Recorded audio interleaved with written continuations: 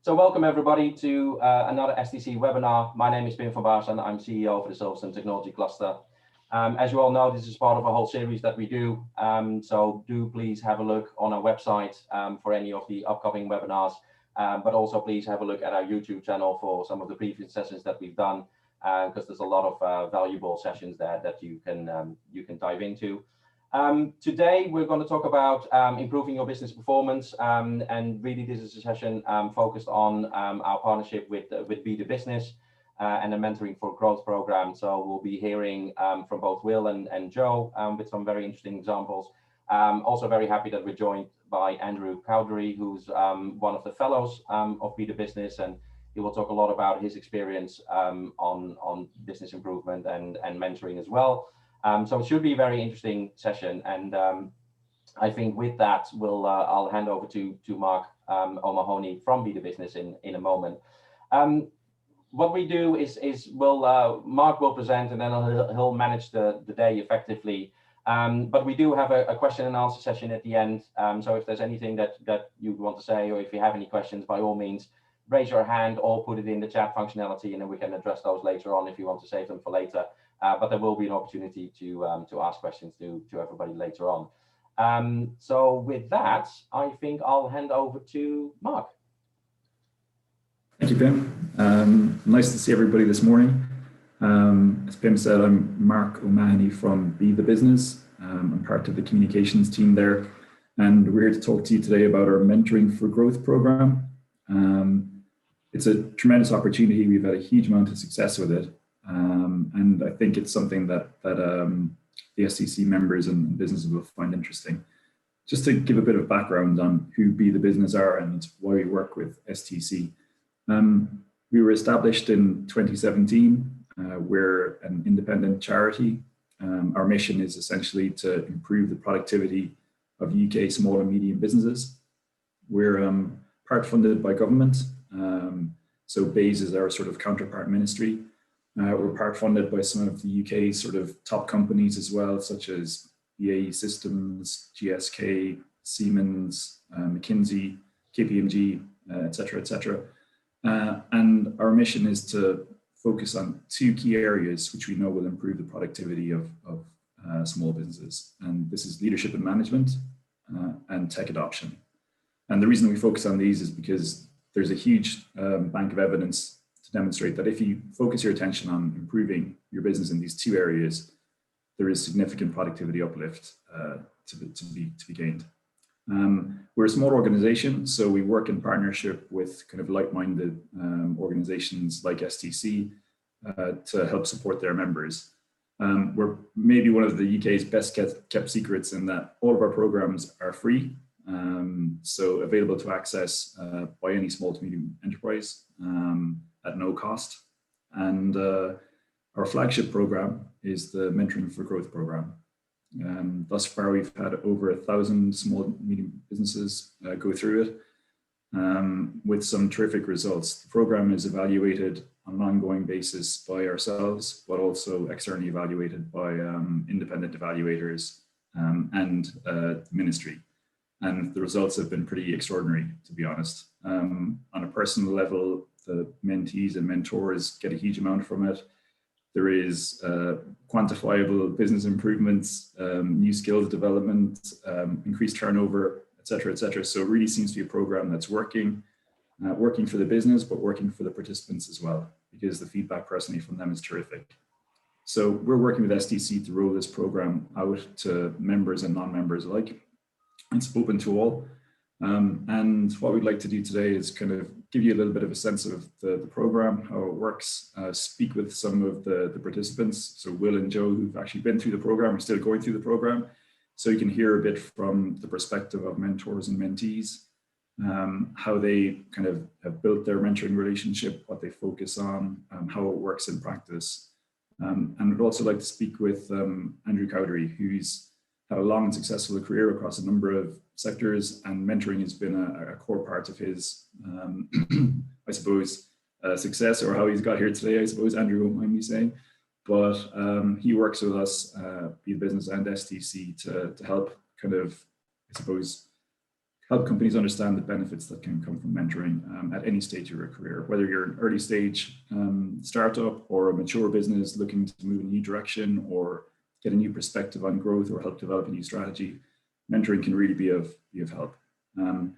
So before we kick off, I want to sort of do a quick audience poll just to get a sense of from people, like, how do you think a mentor might potentially support your business? So I'm just going to launch a poll now. There's only four options. So if you wouldn't mind just putting your chips on one of these sections, do you think mentoring might help build your leadership skills, help you with business transformation or change management, winning new business or new customers, or you might have some HR or people management processes that you'd like some support with?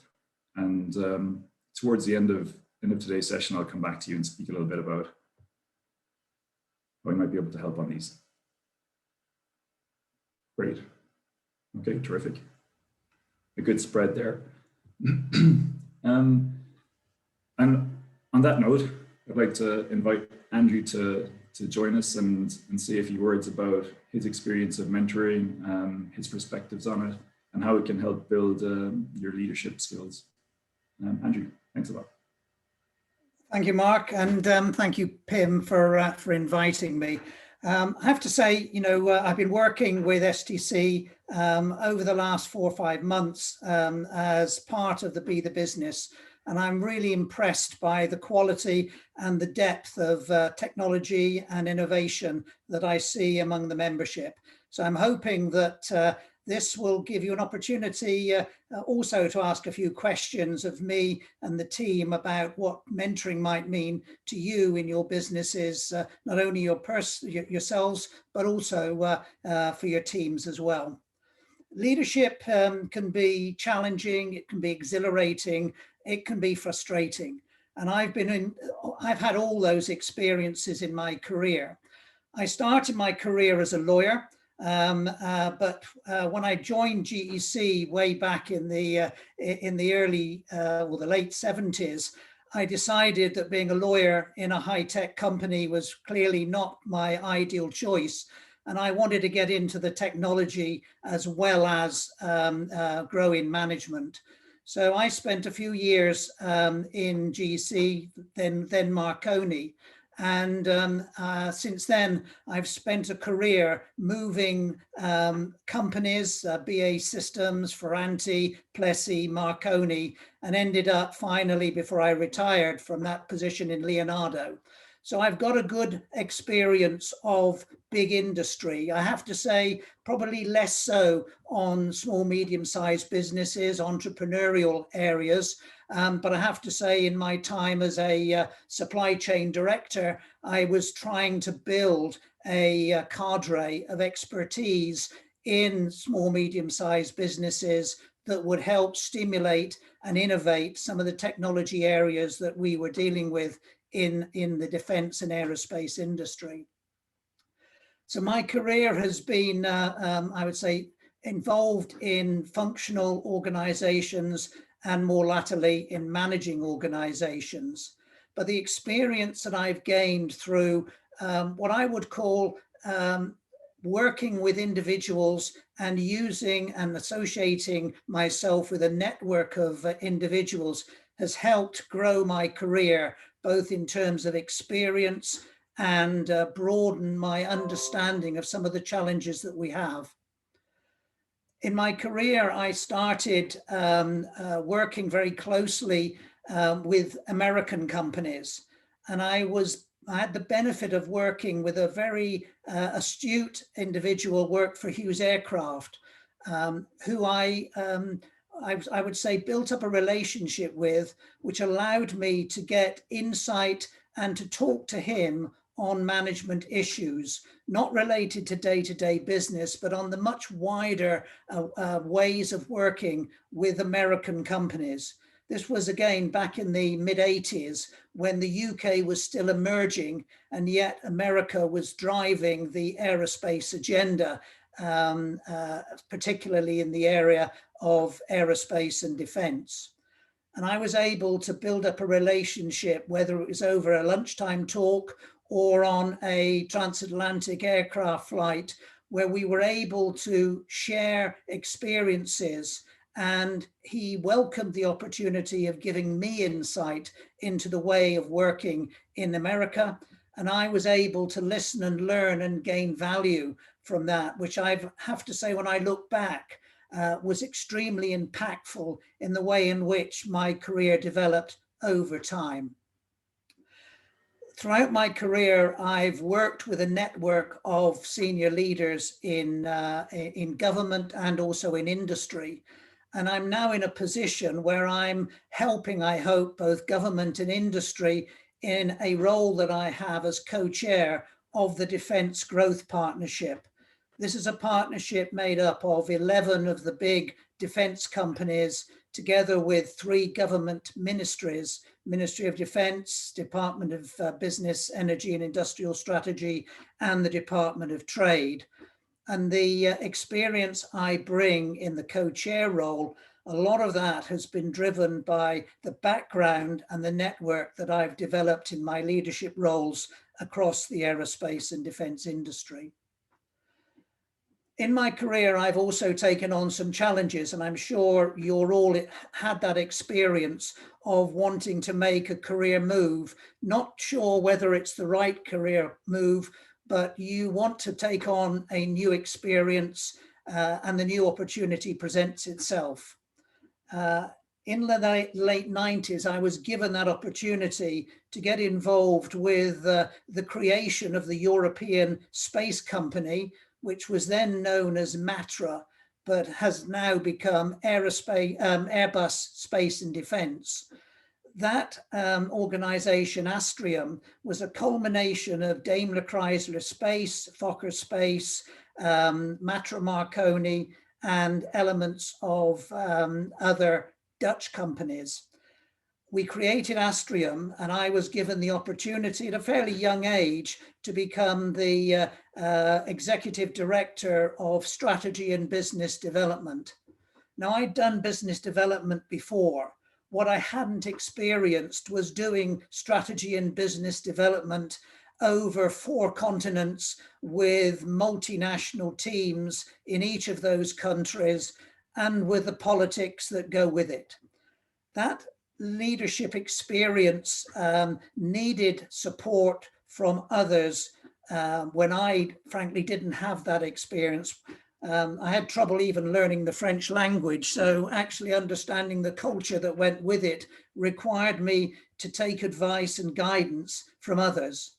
And that really began me on the mentoring process of using individuals that were prepared to share their time, their experience with me, and for me to listen and learn from what they said.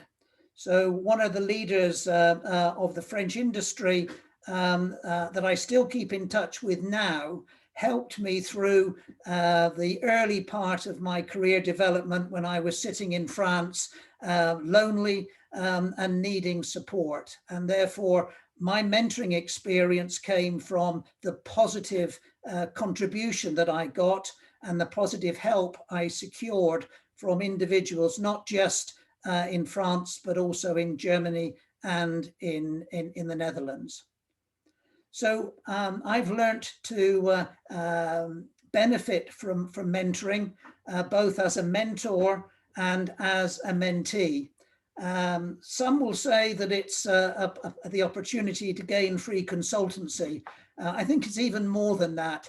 It's an opportunity to build a relationship that goes beyond business and allows you to share your thoughts and ideas and aspirations going forward.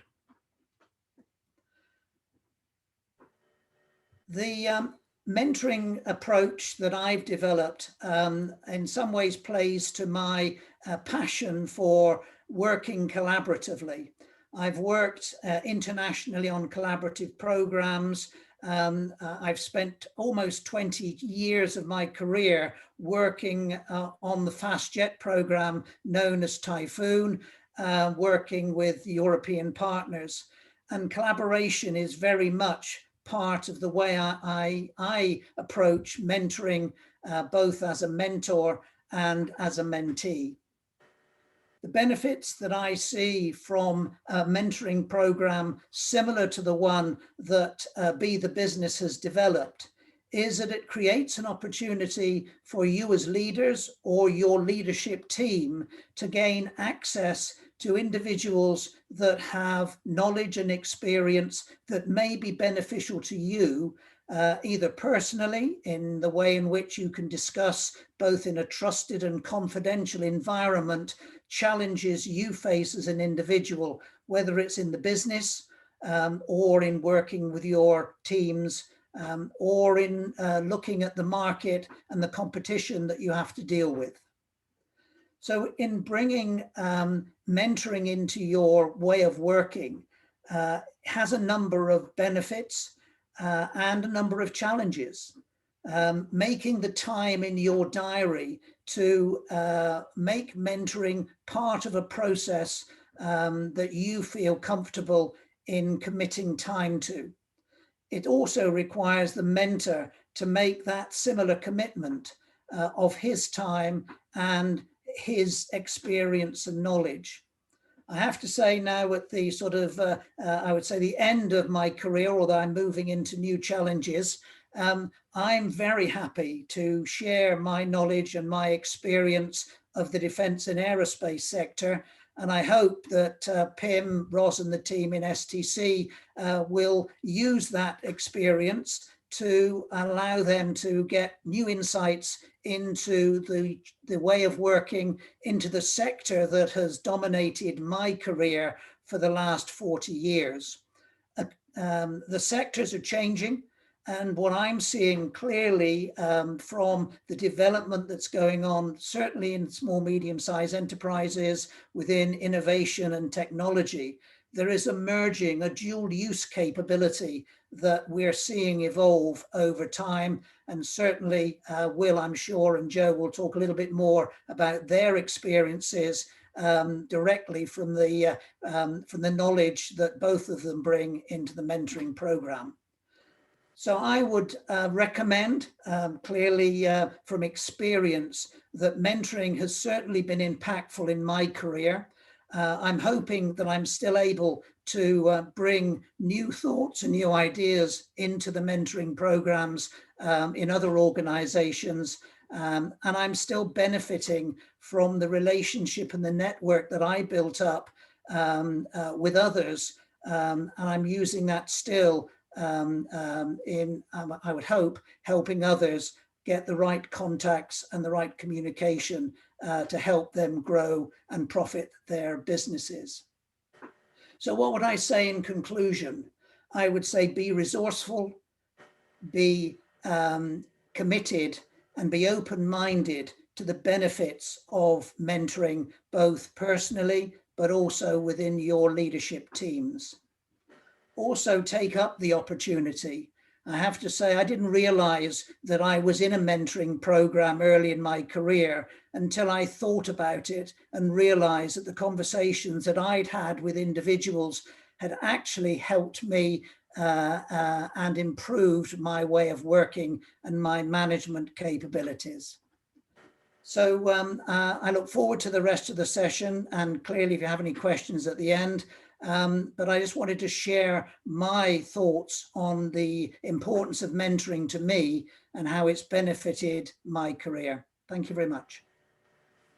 Thanks, Andrew. And Andrew's going to join us for the panel discussion at the end, so we can have a bit of a dialogue or answer any questions you might have. And with that, I might turn over to two of the participants that are currently active on the Mentoring for Growth program. Will Matthews of BAE Systems and Joe Scott of Truth Design.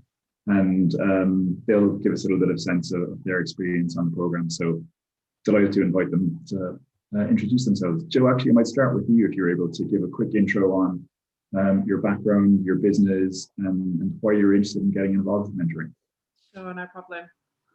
So I am co-founder and managing partner of Truth Creative, which is a creative agency up in Manchester. Started the business with my husband, who's the creative director. We've been going about 16 years now, so I don't know if that's a good sign from a business point of view or a marriage point of view, but we're both still here, so it's a good sign.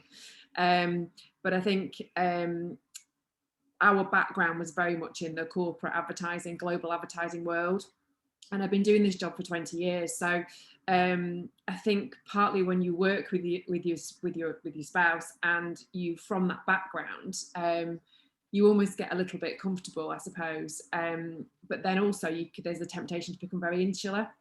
So having just each other to discuss, business challenges, growth opportunities, it becomes almost a little bit flatlined, I suppose. So there's no step change, there's no outside input really, other from, the accountant or, the people that are closest to the business. And I think for me, the appeal of mentoring, if I could find the right person from another industry actually, which I can elaborate on, then it was an opportunity for me to get that outside perspective and an opportunity to sense check that what we were doing was right. And I think just that confidence piece on its own was probably really, really valuable. So we're about a team of 20 people and we sit across different disciplines and we work across lots and lots of different sectors as well. And we do everything from branding through to digital outreach and marketing and PR and everything in between. Thanks a lot, Joe. Will, can I turn to you? A little bit about your background and why you decided to get involved in mentoring. Sure. Well, good morning, everybody. My name is Will Matthews. I'm the Sales Effectiveness Director in BAE Systems Applied Intelligence. So it's a small but perfectly formed part of the BAE group. Our background generally is in cybersecurity and financial crime, or stopping financial crime. That's the important part about it, which you can probably tell is very, very different to the world that Joe and Truth work in. My background, I'm an apprentice. I'm a BAE Systems apprentice from the late 80s, early 90s. I was a mechanical and aeronautical engineer. They gradually worked out that I was a pretty terrible mechanical and aeronautical engineer, moved me into IT. I did IT for a number of years, was an outsourced to CSE, big American conglomerate IT organization back in 1994, which is now DXC. And I did a number of IT roles, progressively less and less technology, more and more management, development, training, coaching activities. I was head of learning and development for CSE in the UK in my late 20s, early 30s. And that's where the love of coaching and mentoring came through. Subsequent to those roles, I've done a number of sales activities, account management work, business development, a bit like Andrew, worked in a number of different geographic locations from Australia through Abu Dhabi all the way to North America and Canada, and have found actually that the principles of coaching and mentoring work pretty well, but you've really got to understand the culture and the language and the way that people work. And I think that was a good learning experience for me to actually become more active in mentoring. I currently coach and mentor about 10 individuals, external and internal, to BAE Systems, right from graduate entry all the way up to some pretty senior individuals, people like Joe who run businesses themselves. And I love it. You get a chance to have a chat with people about different parts of the industry or a different sector that you don't understand. And in fact, one of the things that we've certainly explored together is that not knowing design and not knowing about financial crime or cyber has zero impact on the mentoring conversations that we have had. In fact, probably plays well, because certainly, I don't know what Joe's view would be on this, but the inquisitiveness that allows you to bring to the conversations really help. I ask questions that may appear pretty basic, but are to uncover and explore points around Joe's business that I think, she might have just gone, well, that's obvious. But in some cases, it probably isn't. So yeah, I've been doing it for years. Like I said, I work in cyber and fin crime activities. I run a team of about 30 people looking at sales operations, bid activity, and enablement. So the whole efficiency and effectiveness of our sales community. BAE Systems, big supporter of Be the Business. I got involved through a management cascade. I'm part of the senior leadership team within Applied Intelligence. And we were, let's call it, encouraged by our managing director to be more active, I pretty much was the first to sign up for Be the Business, and then Joe and I got matched up. So, and that brings me to sort of a question, because your sectors are very obviously quite diverse, and you've mentioned here that that wasn't an obstacle at all. It was actually sort of like a help in some respects. But how did you both, at that kind of first meeting or first couple of meetings, how did you prioritize what you were going to work on? Or was there a pick your business challenge that you figured out that this is what we're going to spend our time on? How did that process work? I think, sorry. I think, I welcomed Will being in a different industry, actually, because at Truth, we work on lots of different sectors, and the beauty of that is that you can take principles from one sector and apply it to another, and those industries might not necessarily have come into contact with one another before. So it does create this almost like healthy debate, and it allows you to, as Will said, it allows you to drill into the areas that you might be obvious to you in the industry, but aren't necessarily to somebody externally, and therefore they challenge the way that process is done. So I think that's a really important point to make. I think as well for me, the bit that was probably really important at the outset was the matching that Be the Business did. So I had a conversation with a representative from Be the Business. I explained to her that we'd been on a part way on a journey in productizing some of our services, but I didn't know how to sell them. And she'd already had conversations with Will. She knew his skill set, and he would bring that sales effectiveness approach to my business. And so that was really, I think, Will, that was really the starting conversation, wasn't it? In terms of, yeah, we've got these products. How am I gonna sell them, and how can I confidently sell them? And I discussed with Will over a number of sessions about value pricing, and being confident enough to see the value in what we were doing and what we were bringing to other businesses. So I think that was probably the first few sessions that we covered off. And it's fair to say that it worked, because normally I might do sort of 3 or 4 a year, and the financial year we've just ended in, I've done 27. So it's fair to say that, well, partly me, Will, come on, but mostly you. but no, but it was really healthy debate, and it was healthy to be able to get that external input and to look at it from a sales point of view, rather than just a pure agency perspective. And I think sometimes if you're matched with somebody in your own industry, it almost becomes a little bit insular. And I do feel that it creates that positive friction when you've got somebody that's challenging you on each session and allowing you to step out of your comfort zone. Yeah. How did you guys, sorry, go ahead, Will. I was going to say, I couldn't agree more. I think the matching process from Be the Business is actually pretty high up there in regards to its effectiveness. I mean, you guys should get into the dating world, right? Because you're matching people up really well. But I think that early chemistry stuff is really important. Those first 2 or 3 sessions really were Joe and I just working out, are we going to get on? Right, and we were lucky that we found that same sense of humour, same sort of focus, but we were able to also hold each other accountable in the mentoring relationship. It was a time commitment, as Andrew mentioned. You got to, commit. We started off with a 12-week program where we met every week through lockdown. It was both of us sitting in our respective gardens talking about the Truth business. That 12 weeks then became a year, and it's now over a year that we've been talking to each other. But that first 3 or 4 weeks about, are we going to just get on, was really, really valuable. And we didn't rush the work conversation. It was, you got to make sure that this is going to be okay, and actually that we trust each other to, if I ask a question, it wasn't being critical or being treated as an offensive discussion or anything like that, but equally Joe could push back on, that's really not something I want to focus on. Yeah, so it was really important, that first bit. That trust piece is really important. And I think if you're going to do mentoring, you've got to be honest. Are you going to get on with this person? Are you going to be able to trust them? Are you going to be able to build that relationship? And as Will said, we were really lucky that we were able to do that quite quickly. But we didn't force it. It just, we were just really well matched in terms of, how we would work together and sort of the relationship, really. Yeah, and does it sort of organically evolve to take on more than the initial sort of challenge you're focusing on? So obviously it's kind of run on a lot longer than you'd anticipated. So having broader discussions now about the business or other areas. So.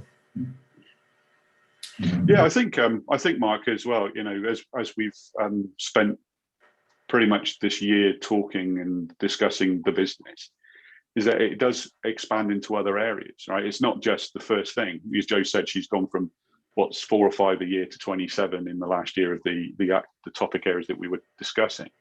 But we've talked about the financial management of that, the expansion of the business, the building that Joe sat in now, and you know, you talk a bit about that in a minute, Joe. But the whole sort of bigger concept, not just how am I going to survive COVID, how am I going to get the growth of the business, how am I going to keep it got broader into that. I mean, I know her husband, I know Darren, I know the kids. Joe knows my wife and my kids now. It's very much a bigger kind of relationship. And I think, you know, Andrew mentioned it, is that you don't realize how important these sorts of relationships are until many years down the line, actually, is that, you know, these discussions continue. I think if Be the Business said, now, right, you guys have got to stop, the program's over, we would completely ignore that and carry on talking separately, because it's now the mentoring relationship is between the two of us, not because of the construct to Be the Business. I think that's a really key success for this. Yeah. Are there, like, sort of, for you, Will, are there kind of benefits that you get from the process as well that you can take back into your kind of personal career or business applications? I think for me, it's that accountability piece. So, you know, I've got 2 young children. I'm married to my business partner. It's an owner-managed business. I still do some day-to-day. I'm very client-facing, while still having to run the business, whilst in a pandemic. And I think it's very, very easy as an SME and as a business owner to get sucked into the day-to-day and not take a step back. And actually, you know, just little things like, you know, Will saying to me, go and pick kids up from school, Joe. You know, it's just about being more aware and seeing the bigger picture rather than getting sucked into the day-to-day. Whether that's Will setting me a task within 2 weeks to write a forecast that usually I can guarantee every year I'm late with, because I'm just a busy fool sometimes. So having to do that and have that accountability, but also I think just not worrying as much. You know, Will's very encouraging. He's allowed me to build my own confidence in myself, confidence that I am doing a good job, and confidence that we're a really, really solid business. And I'd always approach it, you know, historically from it's half empty, not half full. And I think we had a conversation at our year end, and Will is very good at doing quick maths on a call, and he worked out I was about 15% up on profit. And he said, you know, if you're Apple, that'd be in the news, Joe. And sometimes I think when you're a business owner, you never look back and appreciate what you've done and what you've achieved. And I think from a personal confidence perspective, I just think that things like that are just invaluable, especially from somebody that is very, very experienced, at top of his game, and working in a big corporate environment. To have that compliment paid is really, really, really valuable. And you mentioned the building. Can you tell us a few words about that? Is that a big win? Oh, this is like her 3rd child, this building. It is like my child. It's probably the most counterintuitive thing I've ever done in my entire life. But we had toyed with investing in a property in Manchester, talked about it, looked at something, stopped, carried on renting, blah, blah, blah. And in the backdrop of, you know, a lot of noise on LinkedIn saying, you know, the office is dead, let's all work from home forever.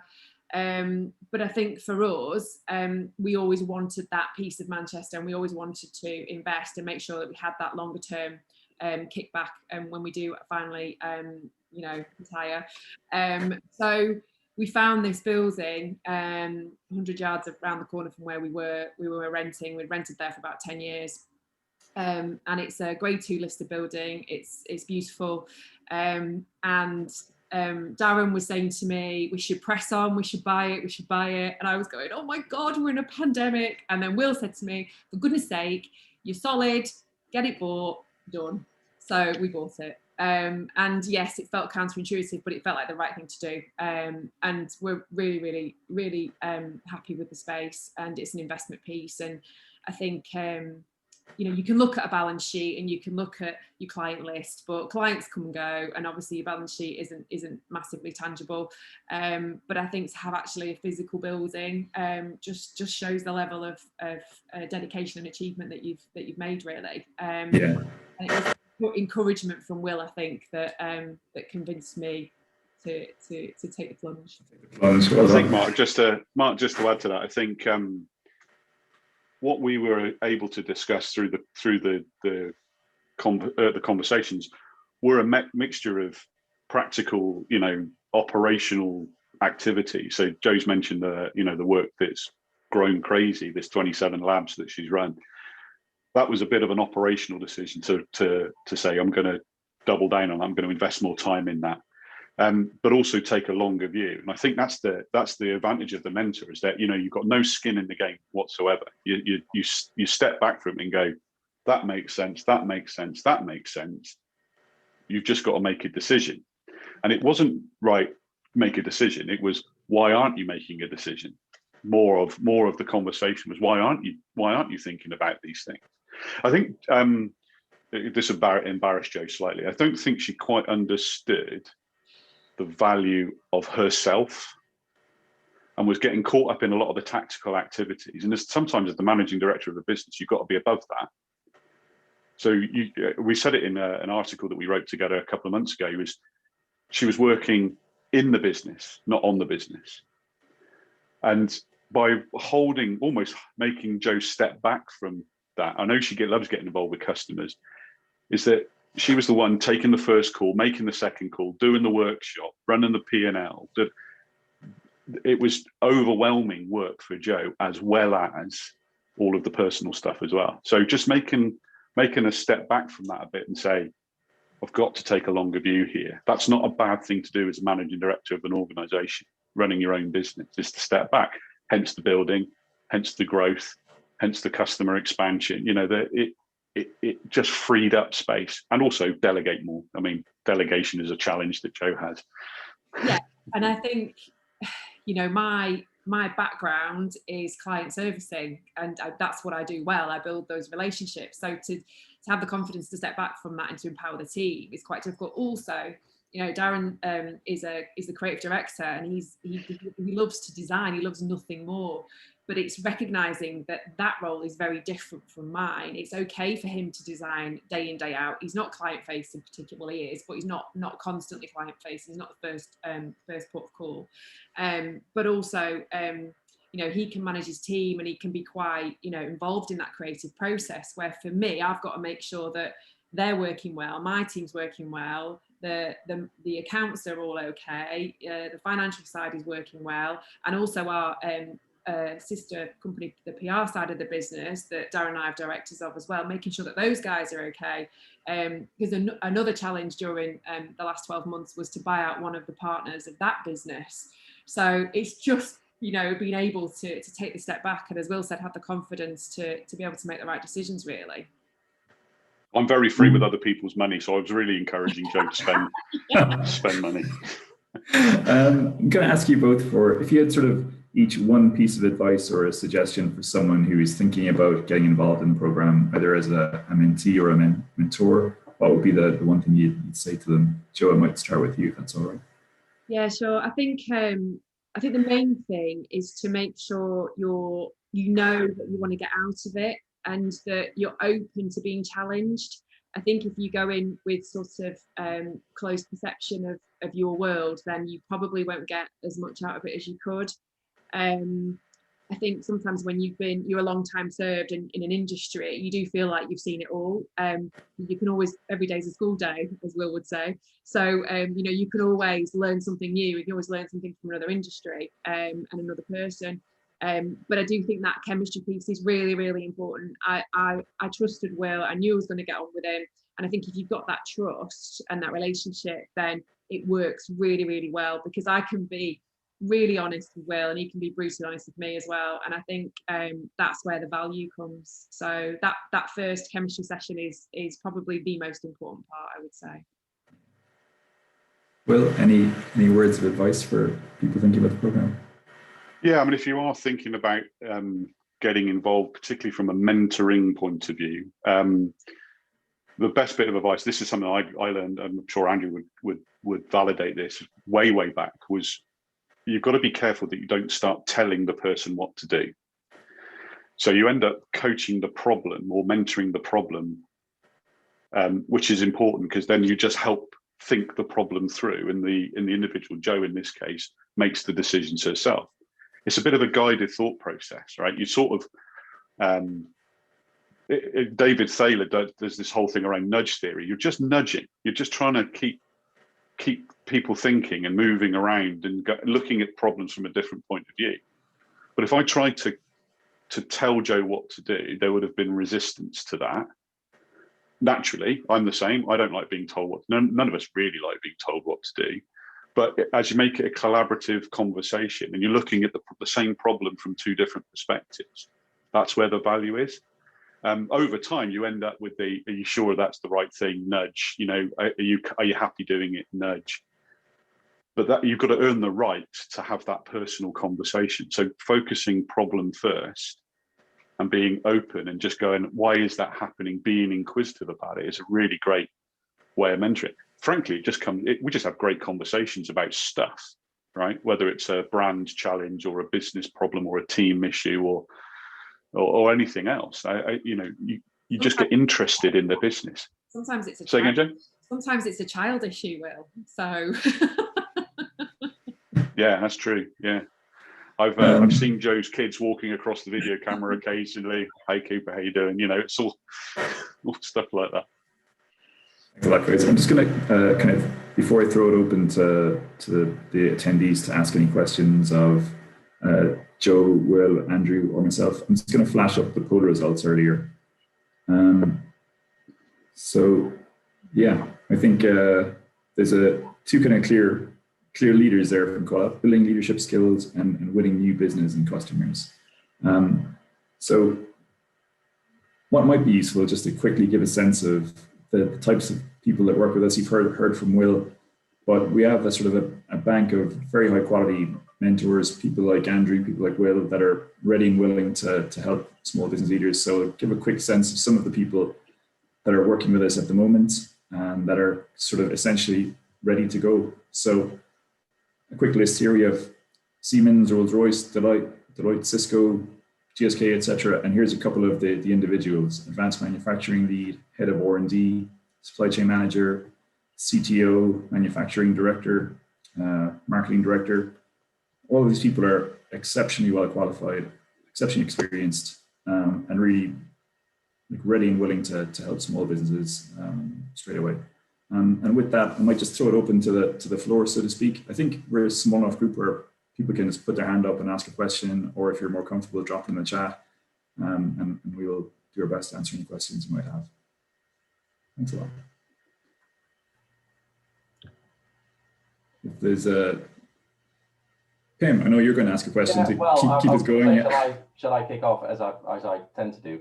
Thank you. So obviously Joe and Will, we're kind of saying how well they got on and that it worked really well and all that sort of stuff. And that's obviously great to see. And I'm sure that's the basis of a good sort of mentoring-mentee relationship. But just, and maybe this is probably more towards you, Mark, just from a B2B business point of view. I mean, what if you have, and I love what Joe was saying, the chemistry session.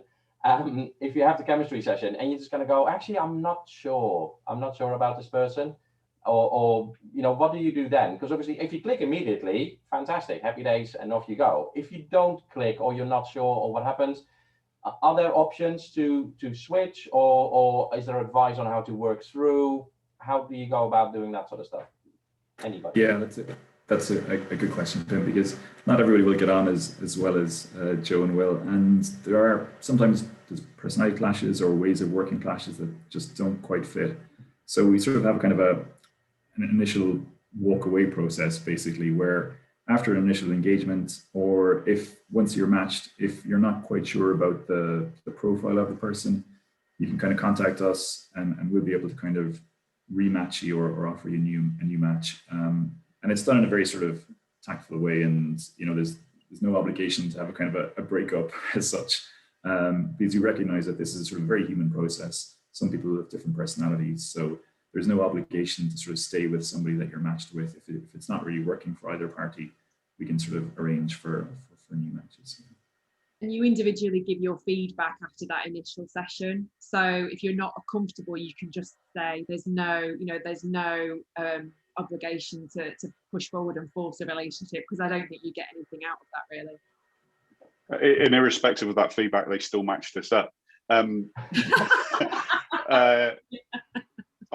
think it's really important because both communities need to get something out of it. This isn't a one-way transfer of experience or perspective, right? It's a relationship. It's a partnership, if you want to call it that. It's not, if you wanted just to listen, we would just do presentations, right? And that doesn't teach anybody anything. You've got to work through it. I've actually had in other, not with Be the Business, but in other programs, that experience where the first meeting we just have looked at each other and gone, we're either too similar or too different. This isn't going to work. Let's just be grown up about it. Yeah, and I think that's fine in a professional environment. You've got to be honest with each other. Equally, you've got to be honest with yourself and say, I'm going to pour a lot of time into this, but I'm going to get nothing back. You've got to take that seriously. And there's two sort of durations of the program, as Will and Joe mentioned. They began on a 12-week program and then moved to 12 months. So the 12-week program can be used to sort of address a very sort of specific business challenge or a real specific business goal. And the 12-month program can be a little bit more long-term, focused on company strategy and growth. We're going for 12 years now. Jeremy, I think, has a question, if I can ask him. Yeah, thanks, Mark. It's actually, you touched on it very slightly in that last comment. I was wondering, obviously, you talk about 12-week or 12-month and having a specific challenge. My question was around, is it sensible to have, preempted the first session with a strategy around what to talk about, have a particular challenge or situation strategy that you want to discuss, or is it more sensible just to go in and say that, because actually the mentors, the one with the business intelligence, let's say, how they can possibly help. Is it better to go in cold or warm like that? I'm going to give it sort of an overview, and then I might ask Sir Will and Joe as well, and Andrew, to give a perspective. But I would say almost both, in the sense that what we found is that people can come to the program with what they have in mind as being their most sort of the top area of priority or a specific challenge they want to address. And that kind of gets the discussion going. And sometimes the mentor mentee, as part of the kind of discussion, will figure out, well, actually that is important, but it's not the most important thing that we could probably focus on. So having something specific that you want to kick off the discussion with, or a particular strategic objective, I think is helpful. But also in a lot of the mentoring relationships we see, that just starts the discussion and they actually decide to focus on something completely different. We have one case where they wanted to focus very specifically on an IT project, but actually the kind of major business challenge they discovered was more on people management and communication. So they sort of shifted their perspective there. So I would say, and maybe Joe and Will might have another view on that. Yeah, I mean, when you do the initial, you do almost like a questionnaire before you're matched anyway. So you stipulate the areas that you think you might need support with and what your business objectives are. So you almost know a little bit in your head intuitively what you want to try and get out of the sessions. I think in the first sort of 12-week block, I was a little bit more disciplined, I would say, in terms of what I wanted to discuss with Will and tap into his knowledge base and his insights. I think now it almost, it kind of evolves really. So we'll have a business update. I'll talk to him about what's been happening. And then we're quite lucky in the sense that it usually leads to, well, have you thought about this? Or have you considered that?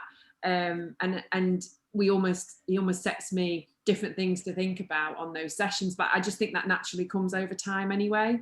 And then if you've got a specific query, then obviously I'll make sure that it's covered. But it kind of evolves really, if that makes sense.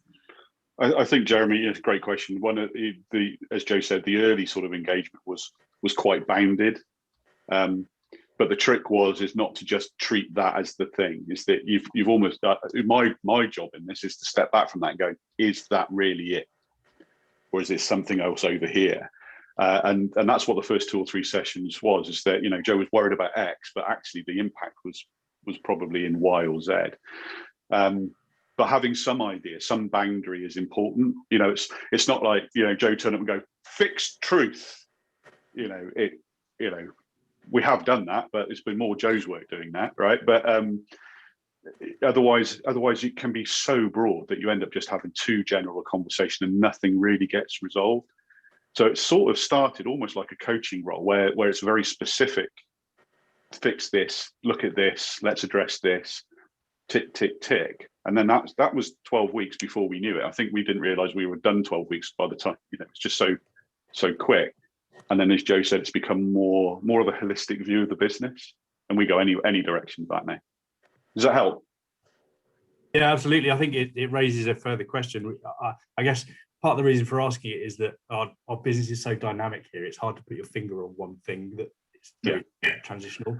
So going in knowing that we can learn, and that's the objective, is to gain insight and overcome some of the hurdles that we don't yet know we have, is one side of it. I guess one question that comes up is the nature of the conversations that we're likely to be having if I was to go into this kind of program.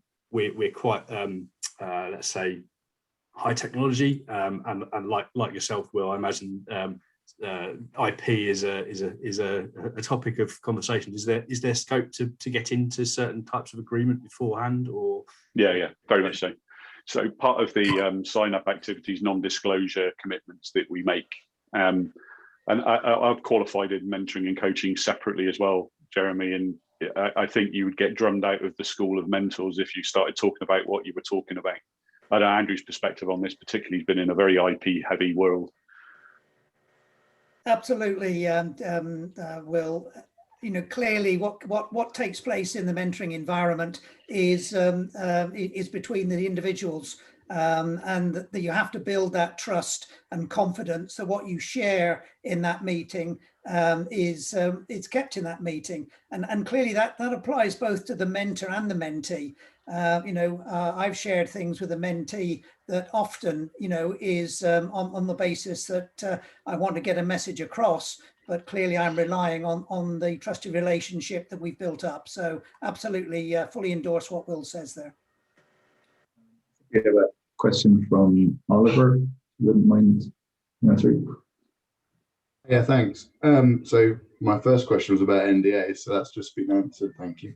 And then, and then the other one was eligibility criteria. Are there any requirements I need to meet? Yeah, it can be any sector, any type of business, but there is a sort of a minimum threshold we look for, which is sort of around 5 full-time employees, or around 500k turnover.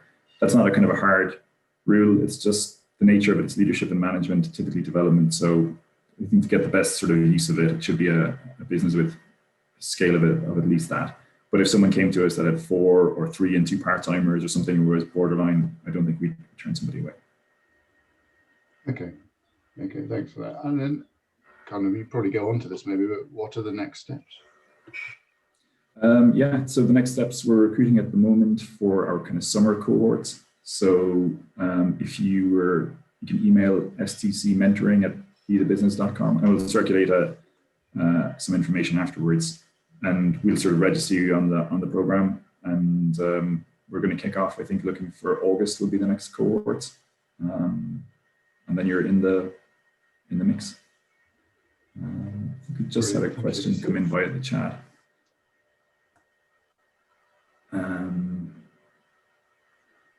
So yeah, managing,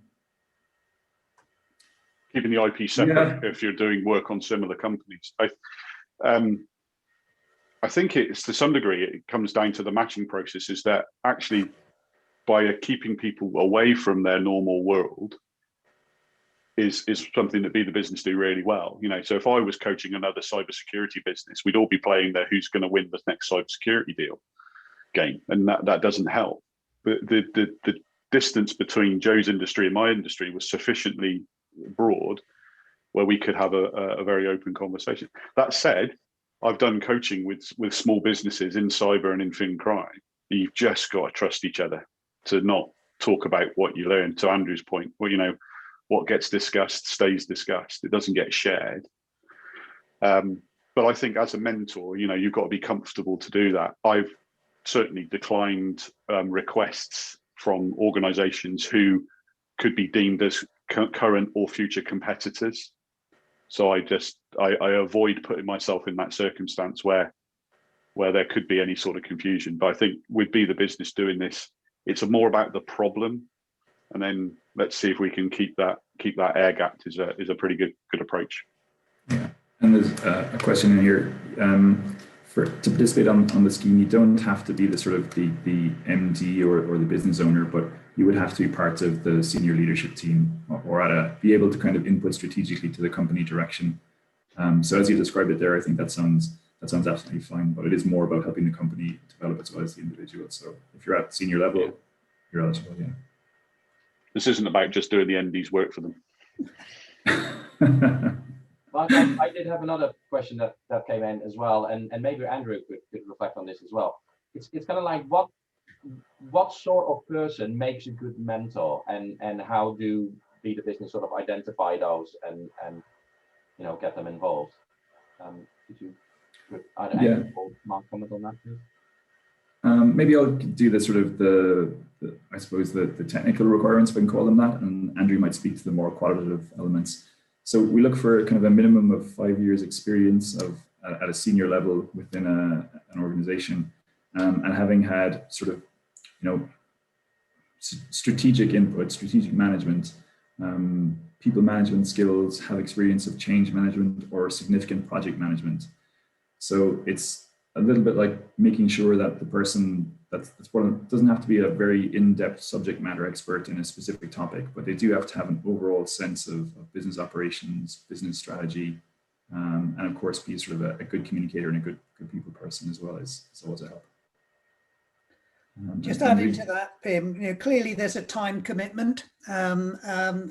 So clearly you have to make space in that diary, and clearly, you know, Will and Joe have probably experienced some of that.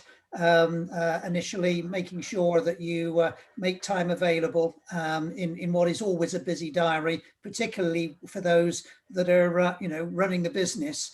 So I encourage clearly importance of making that commitment of time, but also, you know, there are a number of attributes that play into being a good mentor or a mentee. One is that you are open, you're prepared to have a conversation, to share experiences, and also to both the positives and the negatives. There's also clearly a responsibility for, you know, asking the difficult questions in the way that Will's explained, you know, not necessarily providing the answers, but just highlighting that there are some questions that possibly need to be asked, which again gives allows that exchange of information to take place, and again reiterating it in a very trusted environment where you have confidence that the information is between the individuals that are in that conversation. So, you know, there's a skill set that clearly I appreciate. I probably didn't have at the time I started, but over time you build up that skill set, and you also build up a level of confidence that hopefully comes across when you do your initial interviews, that it's something that the relationship can work, the individual can work in that relationship, and it's a positive outcome for both mentor and mentee. Excellent, thank you. And we have a question in the chat from Justine. I think I might have to make this the last question, because I think we're just over time. I'm sure you all have other places to be, but you can have both the scenarios you described there are possible, in the sense that we do have some companies who have one mentor working with the MD on their specific sort of goals, and somebody else working for somebody else, or mentoring somebody else as part of the senior management team. And occasionally, but this is less common, a mentor and a mentee, the mentee occasionally asks, would you mind if someone from my team joined for a couple of sessions? And if the mentor is okay with that, then that can work quite well. But that's sort of at the discretion of the mentor, as it should be sort of a bilateral partnership. But both are possible. Just to add to that, Mark, I think there's definitely been a couple of occasions where Joe's dragged Darren into conversations that we've had deliberately, for 5 minutes of an hour, or on a specific thing. So it does come down to the mentor saying that's fine. But then I think, Justine, there are many different sort of constructs that you could have, as long as everybody's aware of it and open to it and respect it, really. Yeah, and I think from a program point of view, I mean, in theory, if you have a leadership team of 5 people, you could, in theory, have 5 mentors, one for each of those people, if that's what you wanted and if that worked. So that would be a possibility. So. Also, my co-director Lisa in the PR side of the business, she's on the Be the Business program as well. So she has me as her mentor anyway, as a co-director. But then she's also got this outside input as well. And I think it's good to have that different perspective and healthy debate. But it does work when it's sort of divide and conquer, I think. Yeah. Excellent. And then maybe I might just have a final word, which is, if you're interested in the program, if you email stcmentoring@bethebusiness.com, we'll register your interest and send you some information on the program and sort of the next steps. And we're looking to launch the next cohort in August. Yeah, great. Well, I mean, also the details to sign up for the program, if you're interested, will be emailed to everybody. So everybody that's registered for the session will get a follow-up email. Includes a link to the video so you can look back. I'm sure we'll share details to Be the Business as well, and also details to sign up for the program. So, by all means, get in touch with either Mark or myself, and we'll definitely be able to help you if you want to, of course. But yeah, I mean, as it's now sort of nearly 5+12, I'll think we'll leave it there. So thank you very much, Will and Joe and Andrew, for coming in. Thank you for Mark for guiding the session. Really good. As said, everybody will be emailed with all the details, so there is scope to follow up. What I would like to do, if people don't mind, is I'll run a little poll just to get some feedback on this webinar and what you thought, but also to get some ideas on what you would like us to do webinars in the future, so we can help you to source that. It should take about 40 seconds or so, so hopefully you can all do that. And then as soon as you've completed that, you're basically free to go. So while everybody's doing that here, I just want to say thank you to all the people watching on YouTube. I hope you enjoyed the video. Please like, share, and subscribe, which everybody says is a good thing to do, something to do with alcohol's rhythms. So please do that. But thank you very much for watching. Please check out some of our other videos as well. And of course, don't forget to check out silverstoneTechnologyCluster.com for more future events and all that sort of stuff. And we hope to see you there. So thank you very much for watching.